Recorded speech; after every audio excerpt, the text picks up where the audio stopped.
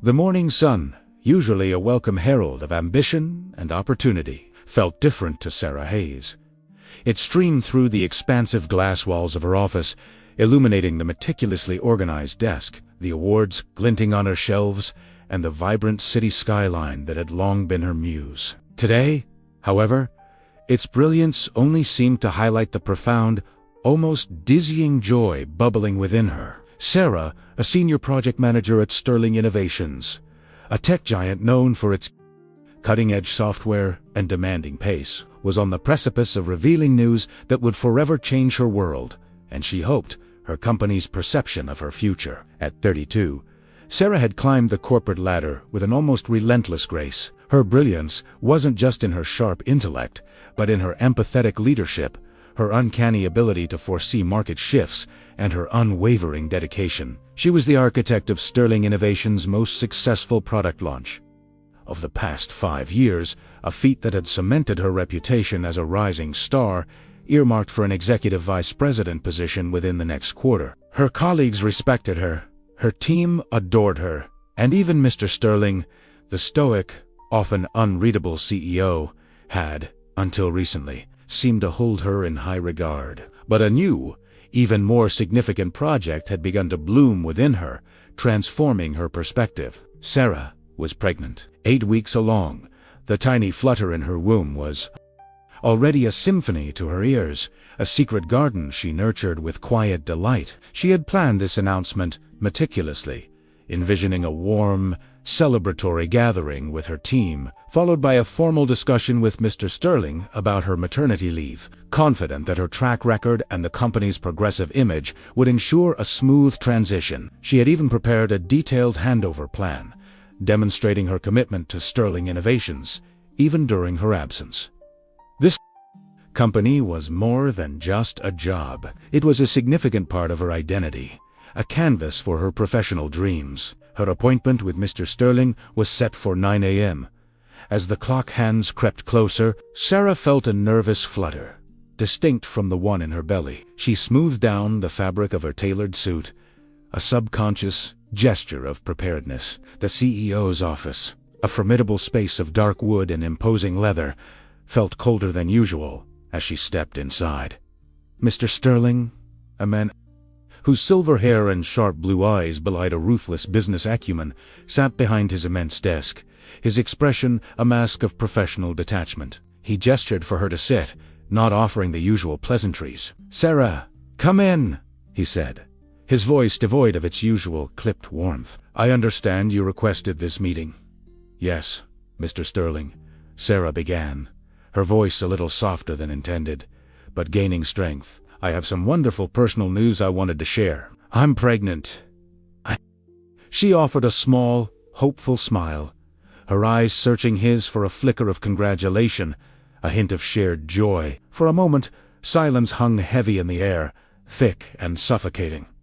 Mr. Sterling's expression didn't change. No smile, no nod, no softening of his gaze. Instead, a subtle tightening around his jaw was the only tell. "Pregnant," he repeated, the word sounding alien, almost offensive, in his mouth. He leaned back in his chair, his fingers steepled before him. "Yes," Sarah confirmed, her smile faltering. "I'm 8 weeks along. I've already started outlining a comprehensive plan for my maternity leave, ensuring all my projects will continue seamlessly. I'm fully committed to my role here at Sterling, and I intend to return with renewed vigor after my leave." She spoke with the practiced confidence of a woman who had always been in control, always had a solution.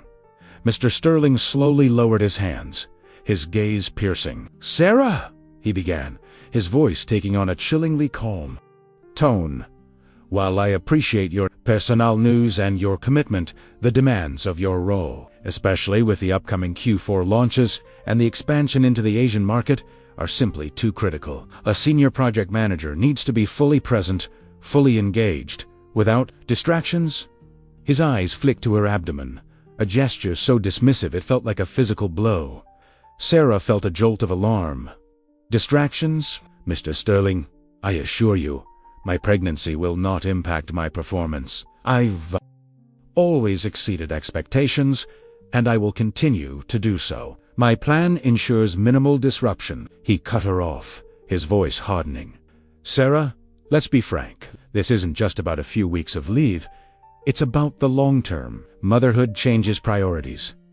It creates an unavoidable shift in focus. We need someone who can dedicate 150% of their energy to sterling innovations without reservation. Someone who isn't dividing their attention. He paused, his gaze unwavering. Effective. Immediately, Sarah, your employment with Sterling Innovations is terminated. The words hung in the air, sharp and brutal, severing the thread of her professional life with a clean, devastating cut. Sarah stared at him, her mind refusing to process the information.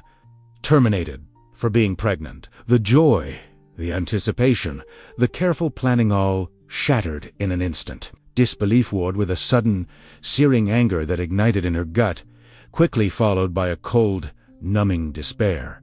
But, that's discrimination. She finally managed to articulate, her voice a thin whisper, barely recognizable as her own. You can't do this. Mr. Sterling merely shrugged, a gesture of supreme indifference. This is a business decision, Sarah. A restructuring. Your position is being eliminated due to evolving strategic priorities. We'll, of course, honor your severance package. HR will be in touch with the details. I wish you the best in your future endeavors. The platitudes felt like venom. Restructuring, a transparent lie, thinly. It was discrimination, pure and simple, delivered with a callous disregard for her contributions, her loyalty, her very being. The injustice of it all washed over her in a tidal wave. Humiliation burned her cheeks, her dream, her future, her sense of self, all crumbling beneath the weight of one man's prejudice. She rose, her legs feeling strangely disconnected from her body. The elegant office, once a symbol of her aspirations, now felt like a gilded cage from which she was being unceremoniously evicted. She didn't speak another word. Couldn't trust her voice, not to break, not to betray the torrent of emotions raging within her. She simply turned and walked out, her head held high despite the crushing weight in her chest. The tears already blurring her vision. Each step away from his office felt like a retreat from a battlefield, leaving behind a piece of her soul. Outside, the vibrant chatter of colleagues, the hum of productivity, felt like a cruel mockery. She navigated the familiar corridors like a ghost, her mind replaying Mr. Sterling's cold words, his dismissive glance. Her desk, adorned with photos of her and Mark, her partner, now felt alien, a stranger's space. She gathered a few personal items, her hands trembling, the injustice a bitter taste in her mouth. She didn't look at anyone, couldn't bear the pity or curiosity in their eyes. The carefully constructed world she had built for herself, brick by brick, had just been demolished in a single, heartless conversation. When she finally reached her car, the dam broke. Sobs racked her body. Deep, gut-wrenching cries that echoed the profound sense of betrayal and loss. She called Mark. Her voice choked, barely coherent. He fired me, Mark, because I'm pregnant. The words, spoken aloud, sounded even more monstrous. The future, once so clear and bright, had dissolved into an abyss of uncertainty, fear, and a burning, unquenchable rage. Sarah had been a rising star. Now, she felt like a falling comet, extinguished before her time. The days that followed Sarah's dismissal blurred into a painful, monotonous haze. The initial shock gave way to a profound sense of emptiness, a void where her ambition and purpose had once resided. Her usually vibrant apartment, filled with sunlight and the subtle scent of blooming jasmine, now felt like a gilded cage. She spent hours staring out the window, watching the city she once conquered continue its relentless pace, oblivious to the quiet devastation within her. The joy of a pregnancy, once a radiant beacon, was now overshadowed by a gnawing anxiety. How would they manage? How could she provide for the tiny life growing inside her, a life that now felt vulnerable, exposed, and unjustly threatened? Mark, her unwavering anchor, tried his best to lift her spirits. He cooked her favorite meals, brought her flowers, and listened patiently to her fragmented laments, holding her close as she wept. His presence was a balm, but even his steadfast love couldn't erase the burning humiliation or the crushing weight of betrayal. "It's not fair, Mark," she'd whisper into his shoulder, the words a repetitive mantra of her pain. "I gave them everything, and he just discarded me." Financially, the blow was immediate and terrifying. While her severance package offered a temporary reprieve, it was a finite sum. The medical bills associated with pregnancy were already piling up, and the thought of a mortgage payment, utilities, and the countless expenses of a newborn loomed like an insurmountable mountain. Sarah, always the meticulous planner, found herself paralyzed by uncertainty. Her identity, intricately woven with her professional achievements, had been stripped away. She felt lost a ship without a rudder, drifting in a sea of despair. One evening, as Mark gently urged her to consider their financial situation, a spark of her old self flickered. "We need to figure this out, Sarah," he'd said, his voice soft but firm. "Let's look at everything. We'll be okay, I promise." "We always are."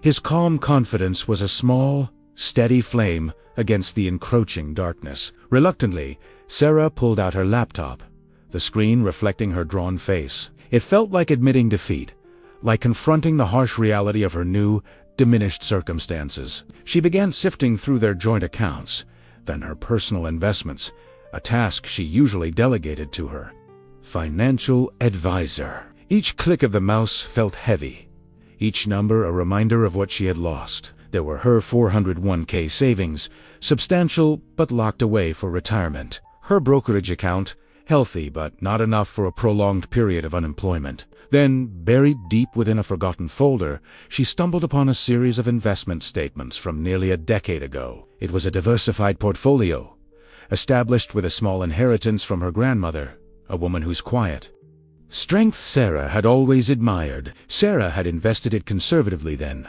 opting for long-term growth over quick returns, and honestly, had largely forgotten about it, letting it ride the market waves. She clicked open the most recent statement, her heart pounding a dull rhythm against her ribs. What she saw made her pause. The numbers were significantly higher than she remembered. Through years of compound interest and a remarkably bullish market in certain sectors, that modest inheritance had quietly blossomed into a substantial sum, far exceeding her expectations. It wasn't enough to buy an island, but it was enough to breathe, to hope, to perhaps even dream again. A few days later, while still grappling with the sheer magnitude of her newfound financial cushion, an old contact reached out. David Chun, a former colleague from Sterling Innovations, who had left a year prior due to what he vaguely termed ethical disagreements with Mr. Sterling, emailed her. A was now a successful independent consultant. He'd heard about her dismissal through the grapevine.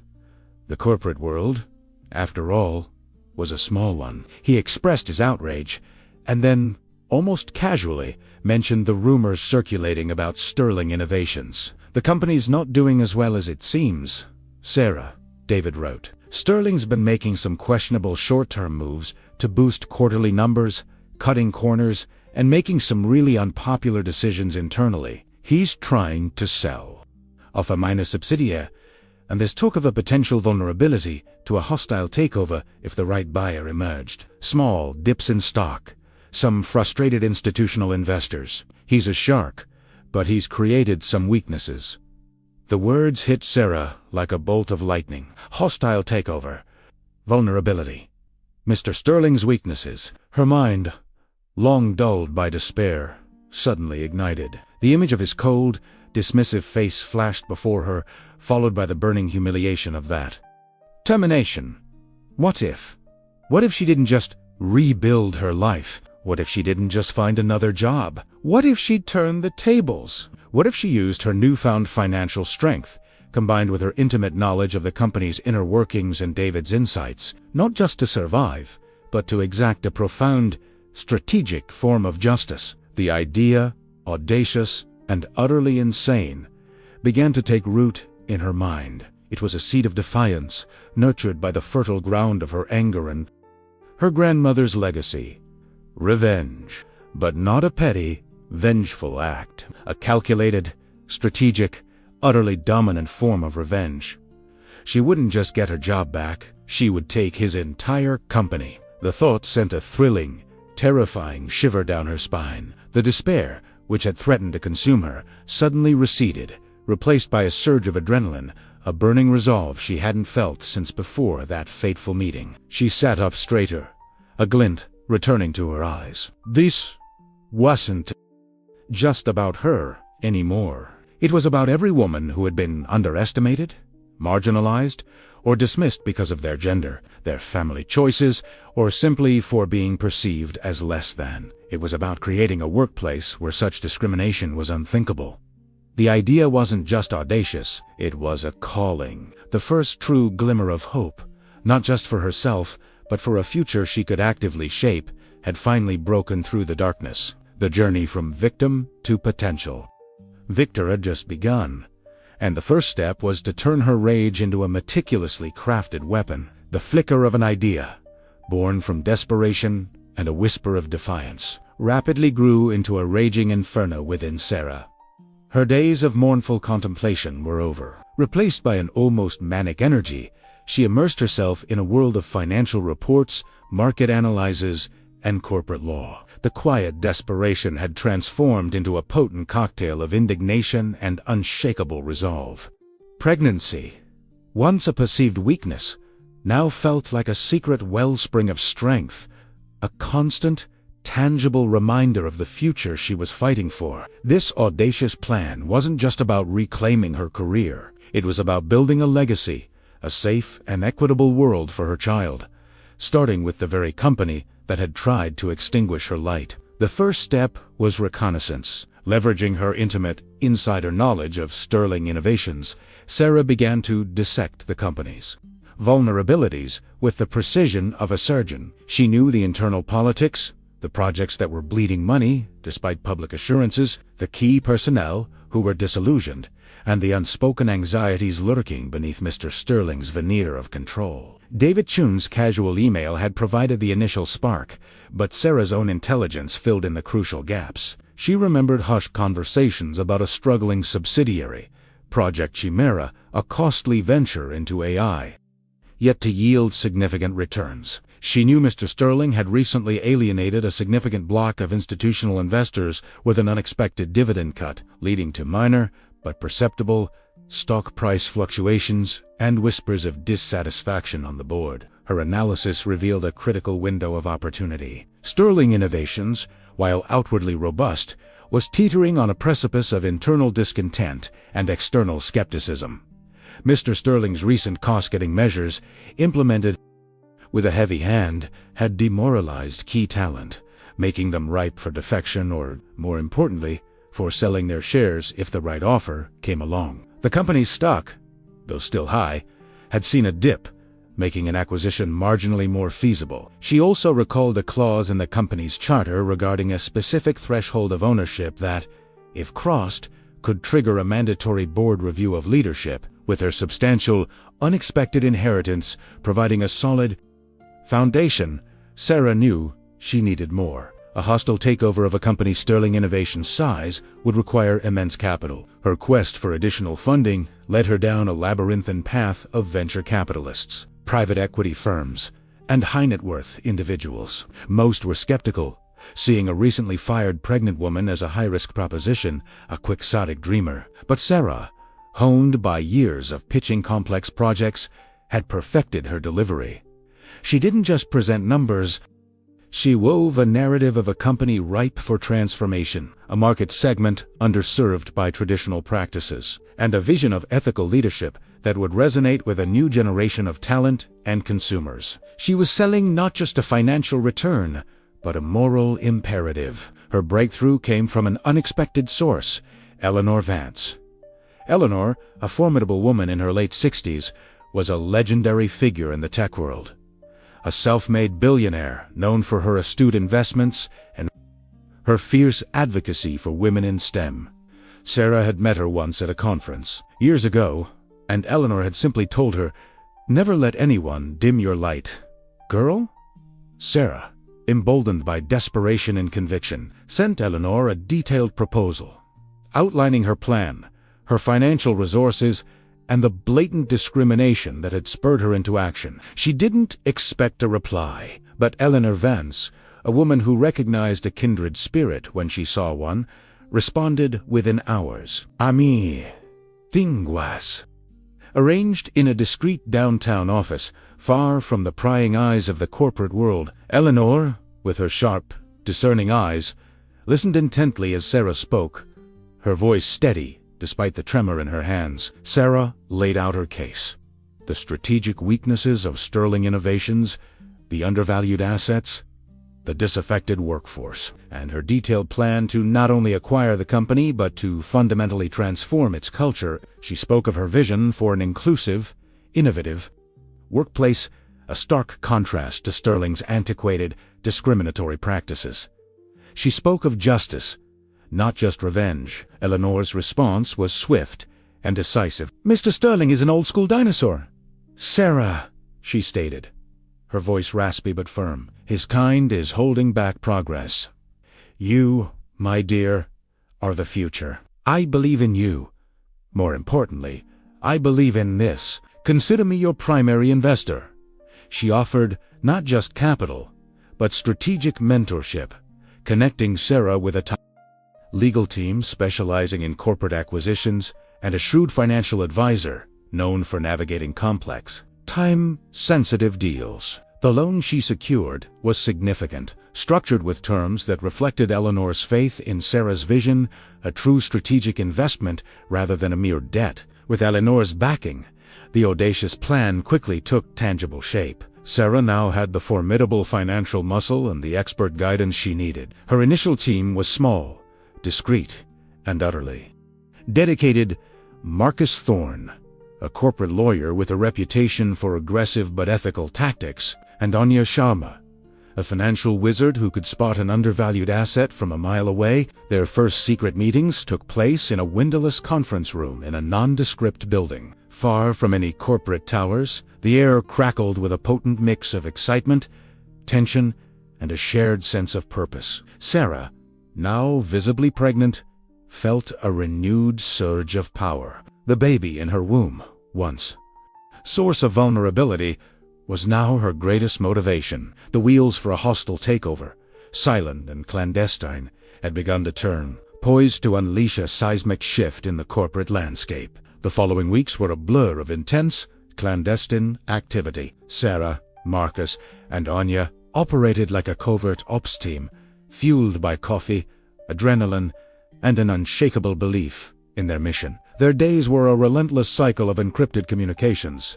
late-night strategy sessions, and painstaking financial analysis. The small, nondescript office they used became their war room, plastered with flowcharts, shareholder lists, and complex legal documents. Every move was calculated, every conversation hushed, every detail scrutinized under the cloak of secrecy. Sarah's pregnancy, now more apparent, was a constant reminder of the urgency and the profound stakes involved. Their primary target was to acquire controlling shares of Sterling Innovations without alerting Mr. Sterling or the broader market. This required a delicate dance of identifying key shareholders, particularly institutional investors and former employees who held significant stakes and might be disgruntled. Anya, with her uncanny ability to unearth financial leverage, identified several large pension funds and investment groups that had expressed quiet dissatisfaction with Mr. Sterling's recent leadership, particularly his handling of Project Chimera and the unexpected dividend cut. These were their initial targets. Marcus, the legal eagle, meticulously crafted non-disclosure agreements and complex purchase contracts, ensuring every acquisition was legally sound yet perfectly concealed. They began by making small, strategic purchases through various shell corporations and blind trusts, slowly accumulating shares without triggering any red flags. It was a slow, methodical process, requiring patience and nerves of steel. Each successful acquisition, no matter how small, was a quiet victory, a step closer to their ultimate goal. Sarah, drawing on her deep insider knowledge, provided invaluable insights. She knew which mid-level managers were disaffected, which board members harbored private doubts about Mr. Sterling's vision, and which former executives held significant stock options they might be willing to sell. She leveraged her past relationships,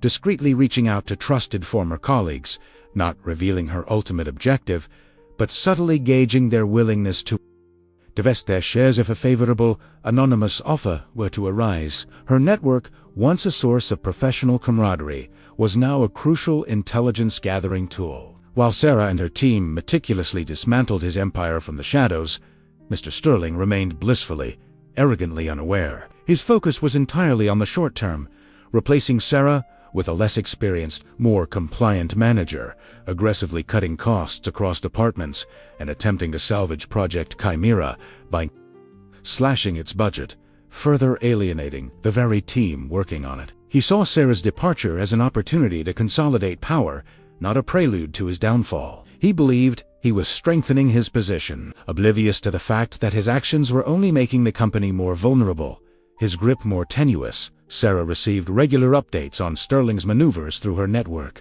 a mix of grim satisfaction and renewed resolve. He was dismantling the very foundations she had helped build, making her mission feel even more righteous. The stress of the clandestine operation, coupled with the physical demands of her advancing pregnancy, was immense. There were days when fatigue threatened to overwhelm her, when the fear of failure gnawed at her resolve. But then she would feel a gentle flutter in her womb, a reminder of the new life she was protecting, and a surge of defiant energy would course through her. This wasn't just about revenge. It was about building a better future, a testament to resilience. The final push came with the acquisition of a significant block of shares from a disillusioned former board member who had recently retired. This individual, disgusted by Mr. Sterling's increasingly autocratic style, was more than willing to sell his stake to an anonymous buyer, sensing a shift in the company's trajectory. This acquisition, brokered by Anya with masterful negotiation skills, pushed Sarah's accumulated shares past the critical controlling threshold. The paperwork was signed in the dead of night in a secure, encrypted digital exchange, a quiet click that reverberated with monumental significance. When Marcus finally confirmed it, his voice barely above a whisper, "It's done, Sarah. We have control." A wave of dizzying relief washed over her. It wasn't a triumphant roar, but a profound, almost spiritual calm. The impossible had become reality. The company that had cast her out, that had deemed her unworthy because of her impending motherhood, was now hers. The quiet victory was immense, a testament to her unwavering spirit and the collective brilliance of her small, dedicated team. Mr. Sterling, still maneuvering his pawns on a chessboard he thought was his, was about to discover he no longer owned the board. The stage was set for the dramatic reveal, a bombshell that would redefine power and justice within Sterling Innovations. The morning air was crisp, carrying the faint scent of rain as Sarah stepped out of her car. She stood for a moment, gazing up at the gleaming facade of Sterling Innovations, the very building that had once been the stage for her professional triumphs and, more recently, her profound humiliation. Today, however, there was no fear, no despair, only a steely, almost serene resolve. She wore a tailored dress in a deep sapphire blue, chosen not just for its elegance, but because it subtly accentuated her visibly pregnant silhouette. This was not a weakness to be hidden. It was a symbol of her strength, her defiance, her unyielding future. Her heart beat a steady, powerful rhythm as she walked through the revolving doors, a stark contrast to the pounding anxiety she'd felt just weeks ago. Familiar faces, passing by in the bustling lobby, whispers followed her like a phantom trail. Some looked at her with pity, others with open surprise. Sarah met their gazes with a calm, unreadable expression. A ghost returned to haunt the halls of her past. She hadn't been seen in these offices since her abrupt dismissal and her unexpected reappearance. Clearly pregnant was an anomaly that sent ripples of curiosity through the morning rush. She ascended to the executive floor, the plush carpet muffling her footsteps, amplifying the silence. The emergency board meeting, called by Mr. Sterling himself to discuss a supposed urgent financial restructuring, was already in session. He believed he was in control, preparing to strong-arm the board into approving further cost-cutting measures and the divestment of Project Chimera, a move he thought would stabilize the company. He had no idea he was walking into his own professional execution. As she reached the boardroom door, Marcus Stornay, her unflappable lawyer, gave her a reassuring nod. Anya Sharma, her financial wizard, offered a small, confident smile. They had prepared for this moment, meticulously,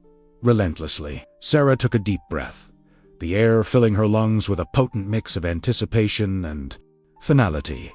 She pushed open the heavy oak door. Every head in the room swiveled towards her. The hum of conversation died instantly, replaced by a stunned, absolute silence. Mr. Sterling, seated at the head of the polished mahogany table, his face, a mask of irritation at the interruption, froze mid. His eyes, usually so sharp, widened in disbelief. His jaw dropped, and a faint flush crept up his neck. He looked at her, then at her visibly pregnant belly, then back at her face, as if trying to reconcile the image before him with the woman he had so casually discarded. The other board members, a collection of seasoned executives and shrewd investors, exchanged bewildered glances. Sarah walked towards the empty chair at the opposite end of the table, directly facing Mr. Sterling. Her footsteps echoed loudly in the sudden quiet. Her gaze never wavered from his. She felt the weight of every eye in the room, the palpable tension, the question hanging unspoken in the air. Asterisk. What is she doing here? Asterisk, Mr. Sterling. Sarah's voice rang out, clear and steady, cutting through the silence like a sharp blade. It seems I've arrived just in time for your urgent financial restructuring meeting. Mr. Sterling finally found his voice, a choked, indignant sputter.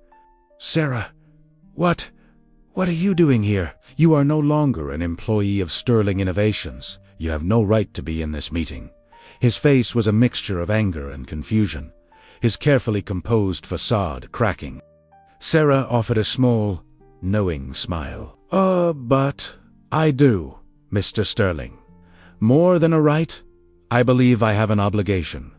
She reached into her briefcase, pulling out a thick, leather-bound folder. She placed it on the table with a soft thud, its weight seeming to carry immense gravity. You see, she continued, her voice resonating with a quiet authority, your assessment of Sterling Innovations' vulnerabilities was correct. The company was indeed ripe for a takeover. She paused, letting the implication hang in the air, watching Mr. Sterling's face drain of color. Then she pushed the folder across the table towards him. And I am pleased to inform you that the acquisition is complete. As of last night, I, Sarah Hayes, through my investment entity, now hold a controlling interest in Sterling Innovations. The words landed like a bombshell. A gasp rippled through the room. Board members leaned forward, their faces a mixture of shock, awe, and dawning comprehension. Mr. Sterling snatched the folder, his hands trembling as he fumbled with the clasp. He pulled out the documents. Stock certificates, legal agreements, notarized confirmations. His eyes frantically scanned the pages, searching for a flaw, a lie, a way out. But the proof was undeniable, irrefutable. The signatures were valid, the numbers precise, the legal framework His face, once a picture of arrogant control, crumbled. The flush returned, darker this time, replaced by a sickly his mouth opened and closed, but no sound emerged. He looked utterly stunned, his humiliation a palpable force in the room. The power, which had been his absolute right for decades, had irrevocably shifted, not just hands, but entirely changed its very nature. Sarah stood, her gaze sweeping over the silent, shocked faces of the board. Gentlemen and Ms. Albright. She acknowledged the sole female board member with a respectful nod. I understand this comes as a surprise, but let me assure you, this is not merely a hostile takeover. This is a necessary transformation. Sterling Innovations, under its current leadership, has lost its way. It has prioritized short-term gains over long-term vision, and profit over people. My vision for this company is different." She looked directly at Mr. Sterling, who was now slumped in his chair, defeated. "Mr. Sterling, your services as CEO of Sterling Innovations are no longer required, effective immediately. Your termination will be handled by our legal team, and I assure you, it will be executed with the full extent of the law, and with the fairness you denied others." Her voice was calm, devoid of triumph, yet imbued with an unshakable authority. The man who had dismissed her with a callous shrug now faced his own professional oblivion, orchestrated by the very woman he had underestimated. The boardroom, once his sanctuary of power, was now the stage for his dramatic public downfall, and Sarah, visibly pregnant, was holding all the cards. The boardroom doors clicked shut behind a stunned and utterly defeated Mr. Sterling, escorted out by a security detail, his protestations fading into the hushed corridors. The silence he left behind was heavy, but it was a silence pregnant with possibility, not despair. Sarah, now standing at the head of the polished mahogany table, felt the weight of expectation from the remaining board members. Their initial shock had given way to a cautious curiosity, some even displaying a flicker of respect. For the sheer audacity and flawless execution of her takeover, she had not merely walked back into the company, she had taken command. "Now," Sarah began, her voice firm but not harsh, "let's discuss the future. My immediate priority is to address the entire company. I want every employee to understand the direction we're heading in." She swiftly outlined her plan for an all-hands meeting, her eyes meeting those of each board member. "I will be transparent, and I will be direct. This is not about vengeance. It's about rebuilding, about creating a workplace that reflects the values we should all aspire to."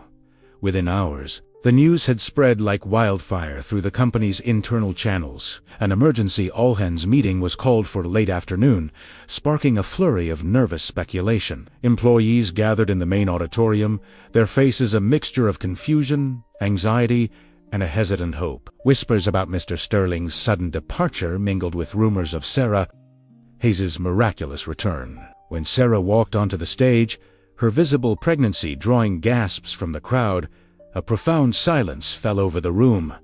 She didn't mince words. She spoke of the company's storied past, its potential, and then, with a measured tone, she addressed its recent failings. "Many of you have felt the impact of decisions that prioritized profit margins over people, short-term gains over long-term well-being," she stated, her gaze sweeping across the anxious faces. "Some of you, like myself, have experienced direct discrimination or unfair treatment under the previous leadership." A murmur rippled through the audience, a collective acknowledgement of unspoken grievances. Then she unveiled her vision. "My commitment is to transform Sterling Innovations into a beacon of inclusion, innovation, and unwavering support for its employees. This is not just a business. It is a community, and a community thrives when every member feels valued, respected, and empowered." Her first immediate actions were met with a wave of gasps, and then a rising tide of applause. "Effective immediately," Sarah announced, her voice ringing with conviction. "The discriminatory policies that penalized employees for starting families, for aging, or for having diverse needs are hereby reversed. We will implement comprehensive, equitable parental leave policies for all genders. Flexible work arrangements will no longer be seen as a weakness, but as a strength, fostering productivity and work-life balance." She saw tears welling in the eyes of several women, and even some men, in the audience, a powerful testament to the impact of the old regime's harshness. She went further. "Furthermore, I am personally extending re-employment offers to any employee who was unjustly dismissed or forced out due to discriminatory practices under the previous management. We will review every such case, and those who wish to return will be welcomed back into a fair and supportive environment." This announcement sparked an even louder ovation, a palpable sense of relief washing over the room. Sarah specifically mentioned the name of an older, highly respected software architect who had been restructured out of the company just months prior, a move widely seen as an ageist dismissal. The hope that bloomed on the faces of the employees was almost visible. Sarah then delved into her plans to dismantle the toxic culture that had festered under Mr. Sterling. We will implement robust, transparent channels for employee feedback, ensuring that every voice is heard and acted upon. Our HR department will be completely restructured, focusing on genuine employee advocacy and diversity initiatives. We will invest in professional development, mentorship programs, and create an environment where innovation is not just tolerated, but celebrated at every level. She concluded with a powerful statement: this company will no longer be defined by fear or prejudice. It will be defined by collaboration, respect, and a shared commitment to excellence. We will build together a legacy of groundbreaking innovation, not just in our products, but in our people. I pledge to lead with integrity, empathy, and an unwavering belief in the potential of every single one of you. The applause that erupted was deafening, a roar of approval that echoed through the building. Skepticism had given way to hope, fear to cautious optimism. Sarah felt a profound sense of purpose. This was not just about winning. It was about transforming, about proving that a company could be both fiercely successful and deeply human. As she walked off the stage, she felt a gentle kick from within, a silent affirmation that the new dawn she envisioned for Sterling Innovations had truly begun. The euphoric applause from the all-hands meeting was a powerful start, but Sarah knew it was merely the first ripple in what would undoubtedly be turbulent waters. The initial honeymoon period of a dramatic takeover rarely lasts, and the true test of leadership begins when the cheering stops and the hard, often messy, work of transformation begins. Sterling Innovations, now under her command, was a complex beast, with deeply ingrained habits, hidden challenges, and a corporate culture that wouldn't simply change overnight. Resistance was immediate and multifaceted. A small faction of employees, fiercely loyal to Mr. Sterling or simply resistant to change, began to subtly undermine Sarah's directives. Hushed conversations in break rooms, delays in implementing new protocols, and passive-aggressive complaints became common. Some mid-level managers, who had thrived under the old, autocratic system, felt their power diminishing and attempted to cling to old structures, creating bureaucratic roadblocks. Sarah tackled this with a combination of firm communication, clear expectations, and, where necessary, decisive personnel changes. She initiated one-on-one meetings, listening intently to concerns, but making it unequivocally clear that the old ways were no longer acceptable. Those who could not adapt, or actively resisted, were gently but firmly transitioned out. Externally, market skepticism was a persistent shadow. News of the dramatic takeover had made headlines, painting a sensational picture of corporate intrigue. While many applauded Sarah's audacity, investors and analysts worried about stability. A pregnant woman, unproven as a CEO, taking over a major tech firm through a hostile acquisition. It was an unconventional narrative. Competitors, sensing weakness, intensified their marketing efforts and tried to poach key talent. Sarah spent countless hours on calls with major shareholders, reassuring them of her strategic vision, presenting detailed plans for growth, and emphasizing the long-term value of an ethical, employee-centric company. She appeared on financial news programs, not to gloat, but to articulate a clear, compelling vision for Sterling Innovations' future, demonstrating a calm competence that slowly began to assuage fears. The most daunting challenge, however, lay within the company's own books. As Sarah and Anya delved deeper into Sterling Innovations' finances, they uncovered a labyrinth of hidden issues that Mr. Sterling had expertly concealed. Project Chimera, the AI subsidiary he had been desperately trying to sell, was not just underperforming. It was a financial black hole, riddled with mismanagement, bloated budgets, and outdated technology. Several other departments were operating inefficiently, their resources, their potential stifled by years of neglect and short-sighted cost-cutting that had prioritized superficial numbers over genuine innovation. He was propping up the facade, Sarah Anya explained one late night. Surrounded by spreadsheets, shifting funds, burying losses, leveraging assets to pump up quarterly reports. The company was bleeding internally, but he painted a pretty picture. Externally, Sarah felt a surge of renewed anger, but quickly suppressed it.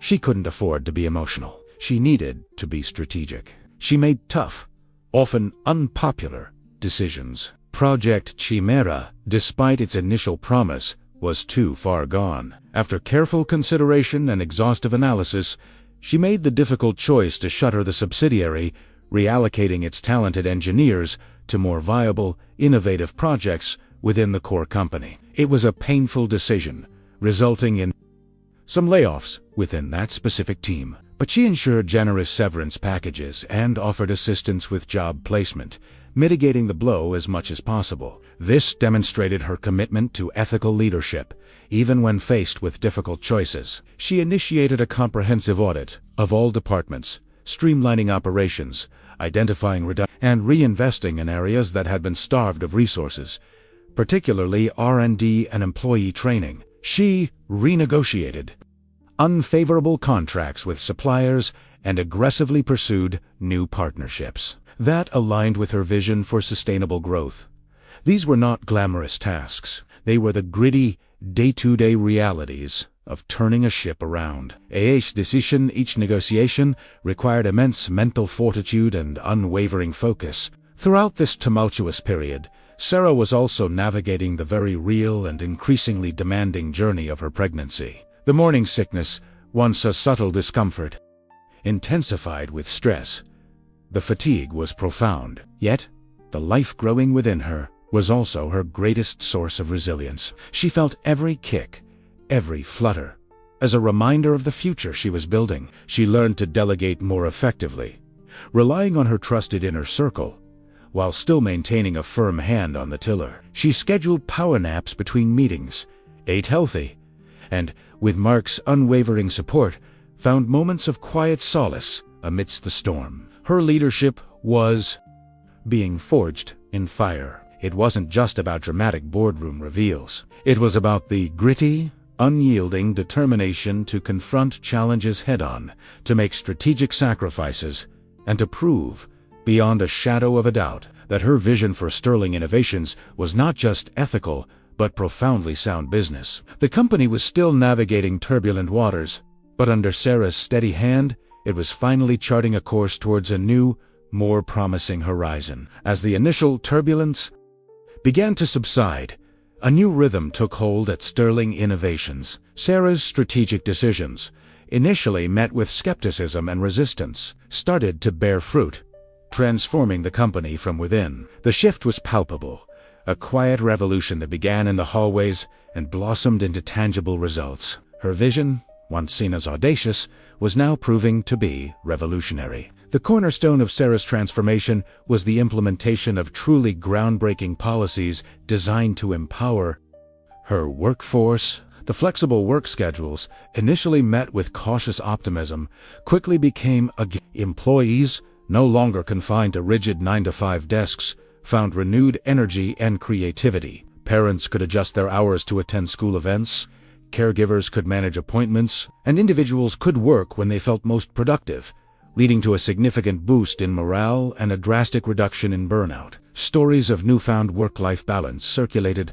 becoming powerful testimonials to the positive change. Her comprehensive parental leave policy, extending generous, fully paid time off to mothers, fathers, and adoptive parents alike, was an industry first. It sent a clear message.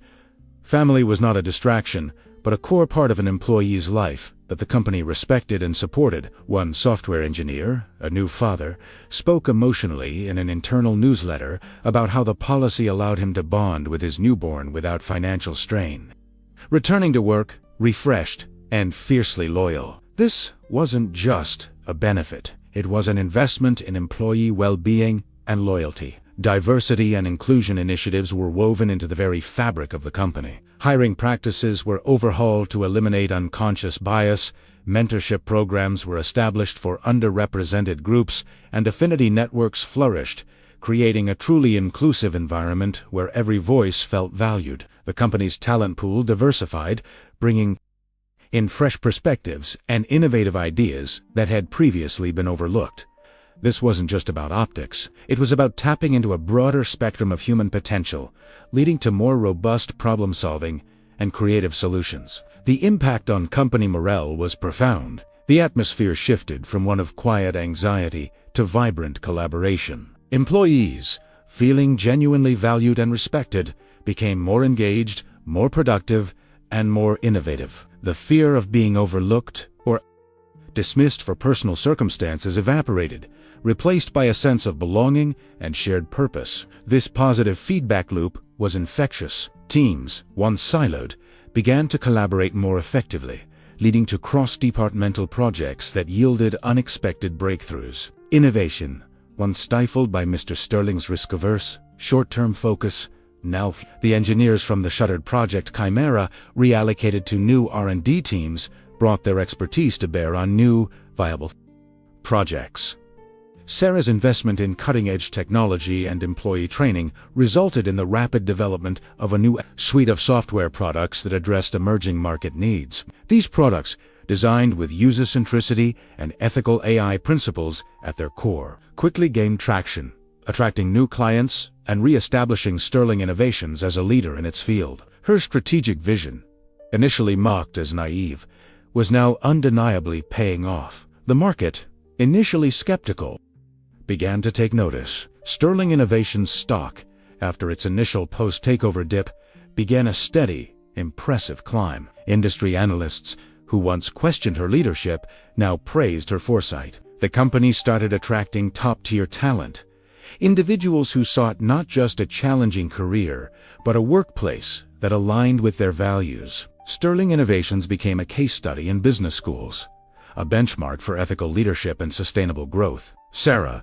now visibly in the final trimester of her pregnancy, found a profound sense of fulfillment in this transformation. She moved through the revitalized offices, seeing the smiles, hearing the vibrant discussions, witnessing the collaborative energy she had only dreamed of. Her personal journey from victim to visionary was intrinsically linked to the company's resurgence. Every successful product launch, every positive employee survey, every new client gained, was a testament to the power of her conviction and the collective effort of a truly empowered workforce. Sterling Innovations was no longer just a company. It was a living, breathing testament to the idea that true success wasn't measured solely by profit, but by the flourishing of its people. Just as Sterling Innovations began to truly stabilize and thrive under Sarah's leadership, the ghost of its past reappeared in the form of Mr. Sterling. Enraged by his public humiliation and the loss of his empire, he refused to fade quietly into oblivion, launched a campaign of petty retaliation and legal harassment, attempting to discredit Sarah and reclaim some semblance of his former power. His actions, however, only served to highlight the stark contrast between his toxic leadership and Sarah's principled approach, ultimately sealing his professional downfall. His initial attempts were a series of frivolous lawsuits against Sarah and the company, alleging everything from unlawful termination to corporate espionage. He spread malicious rumors through industry contacts, attempting to paint Sarah as an opportunistic, inexperienced leader who had destroyed the company he had built. He even tried to rally former board members who had been loyal to him, hoping to stage a but Sarah, now armed with a formidable legal team led by Marcus Thorne and a company fortified by transparency and ethical governance, met each attack with calm, calculated precision. He's desperate, Sarah, Marcus advised during one strategy session. He's flailing. We need to let him make his mistakes, and then we hit back, hard, with irrefutable evidence. And hit back they did.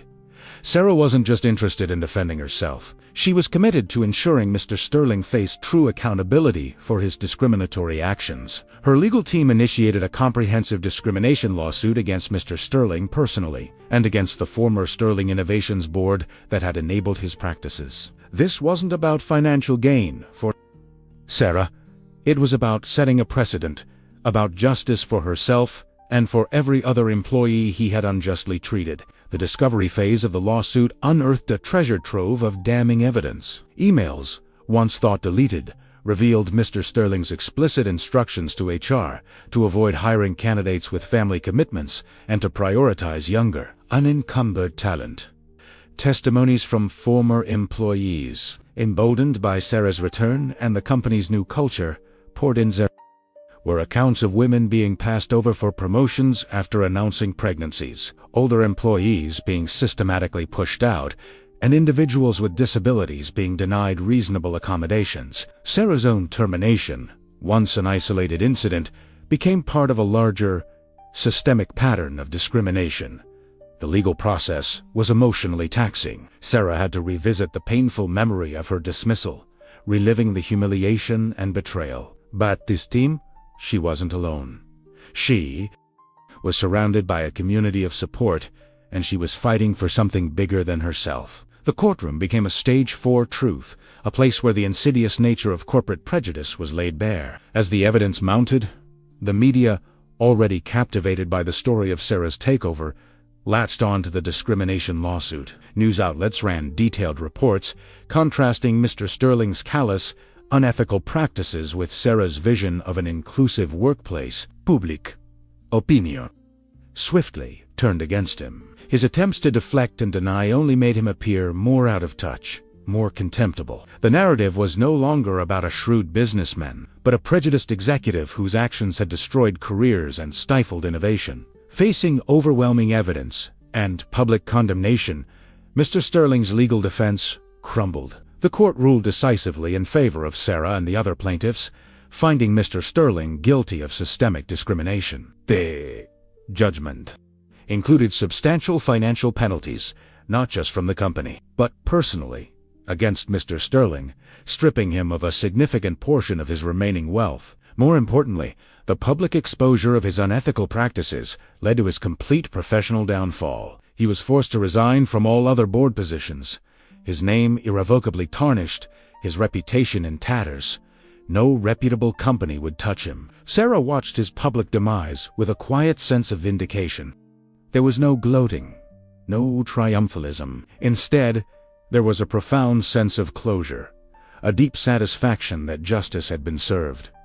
It wasn't just about getting revenge. It was about proving that ethical leadership could prevail, that discrimination would not be tolerated, and that the fight for a fair and equitable workplace was a fight worth winning. The accountability of Mr. Sterling sent a powerful message, not just to Sterling Innovations, but to the entire industry, establishing a new standard for corporate responsibility. The crescendo of legal victories and corporate triumphs was soon followed by the most profound and personal victory of Sarah's life. In a serene hospital room, surrounded by Mark's unwavering love and support, Sarah gave birth to a healthy baby girl, a tiny bundle of perfection she named Eleanor, in honor of the woman who had believed in her audacious dream. Holding her daughter for the first time, Sarah felt a love so immense, so pure, it eclipsed every professional challenge she had ever faced. This was the ultimate purpose, the most precious legacy she would ever create, balancing her role as a new mother with the demanding responsibilities of leading a thriving, transformed company was a challenge, but one Sarah embraced with grace and strategic planning. She relied heavily on Mark, who proved to be an incredibly supportive and hands-on father, and a dedicated nanny who became an extension of their family. Crucially, she practiced what? Say, preach it. Her own flexible work schedule, the comprehensive parental leave policy she had implemented, allowed her to be present for Eleanor's early milestones while still steering Sterling Innovations towards continued success. She held virtual meetings from her home office, brought Eleanor to work on occasion, and openly discussed the realities of balancing career and motherhood, setting a powerful example for her employees. Under Sarah's leadership, Sterling Innovations continued its upward trajectory, becoming a shining example of how a supportive, ethical environment fueled not just employee well-being, but exponential business success. The company's innovative products dominated their market segments, attracting new clients and securing lucrative partnerships. Financially, the company thrived, surpassing all previous performance metrics. But beyond the numbers, it was the culture that truly set Sterling Innovations apart. Employee retention soared,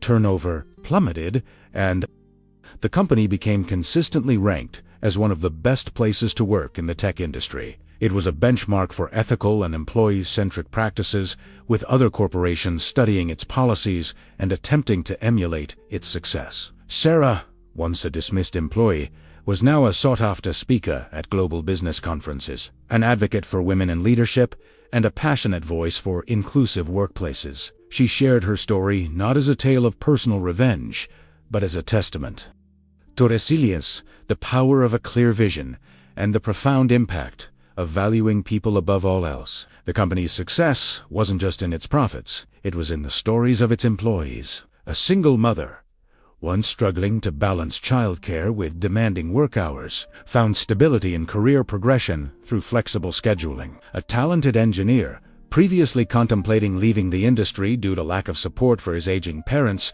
thrived under the new caregiver leave policies. Diverse teams generated groundbreaking ideas, proving that inclusivity wasn't just a moral imperative, but a strategic advantage. Sarah's personal and professional lives, once violently severed, now flourished in a remarkable harmony. Her home, filled with Eleanor's laughter and Mark's steady presence, was her sanctuary. Her office, once a symbol of corporate ambition, was now a vibrant hub of innovation and human potential. She found immense joy in both worlds, drawing strength from her family and purpose from her work. Her daughter, Eleanor, was a constant, tangible reminder of why she had fought so fiercely, a living embodiment of the future she was building. Looking at her daughter, sleeping peacefully in her crib, Sarah often reflected on the incredible journey. From the depths of despair and humiliation, she had risen not just to reclaim her career, but to redefine an entire corporate culture. She had proven that adversity could be the most powerful catalyst for change, and that a woman, a mother, could wield immense power, not through ruthlessness, but through vision, empathy, and unwavering integrity. Her legacy was not just a successful company, but a blueprint for a better way of working, a testament to the unshakable strength of a woman scorned, who chose to build, not just to burn. Years passed, and sterling innovations, under Sarah's visionary leadership, continued its remarkable ascent. It was no longer just a leading tech company. It was an institution, a symbol of what was possible when a business prioritized its people and its values. Sarah, now a seasoned CEO and a loving mother to a vibrant young Eleanor, often found herself gazing out from her executive office, not at the old skyline, but at the bustling, re-energized floors of her company below. The hum of productivity, the laughter, the palpable sense of purpose. It was all a living, breathing testament to her journey. The company's upward trajectory was undeniable.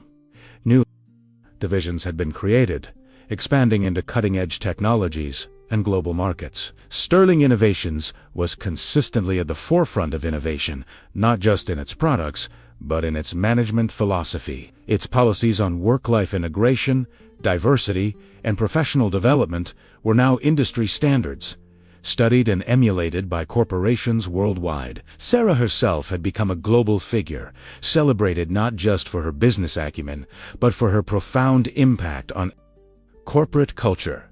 She had shifted the paradigm, proving that ethical, empathetic leadership was not a weakness, but a powerful engine for sustainable growth. Sarah often contemplated the profound impact of her actions, reflecting on the woman she once was, the rising star, the heartbroken victim, the audacious strategist. The initial spark of revenge, born from a place of deep hurt and injustice, had transformed into something far greater. It was no longer about Mr. Sterling, Wadford, into ignominy, a cautionary tale of corporate hubris. It was about building, not destroying. It was about creating a legacy of opportunity, fairness, and human flourishing. She thought of her daughter, Eleanor, whose very existence had been the catalyst for this monumental shift. Eleanor was growing up in a world where her mother was a powerful, respected leader, a woman who had redefined what it meant to have power, not as dominance over others, but as the ability to uplift, to inspire, to create a better future. Sarah's story wasn't just for her. It was for every woman who had been told she couldn't, for every individual whose potential had been stifled by prejudice. It was a testament to the unyielding strength of resilience. Her company embodied her values. The hallways buzzed with diverse voices, innovative ideas were celebrated, and employees felt empowered to bring their whole selves to work. The atmosphere was one of mutual respect and shared ambition. She had fostered an ecosystem where talent thrived, where the joy of creation was paramount, and where humanity was at the core of every decision. This was the future she had envisioned, meticulously crafted from the ashes of her past. Sarah understood that true power lay not in the ability to tear down, but in the capacity to build, to nurture, to transform. Her journey had been a crucible, forging her from a professional to a visionary, from a victim to a leader who redefined an entire industry. Her legacy was not just in the bottom line of sterling innovations, but in the countless lives she had touched, the opportunities she had created, and the unwavering message she had sent to the world. That adversity can be the most potent catalyst for change, and that the unshakable force of a woman fighting for justice and a better future can indeed redefine what it means to lead, to succeed, and to leave an indelible mark on the world.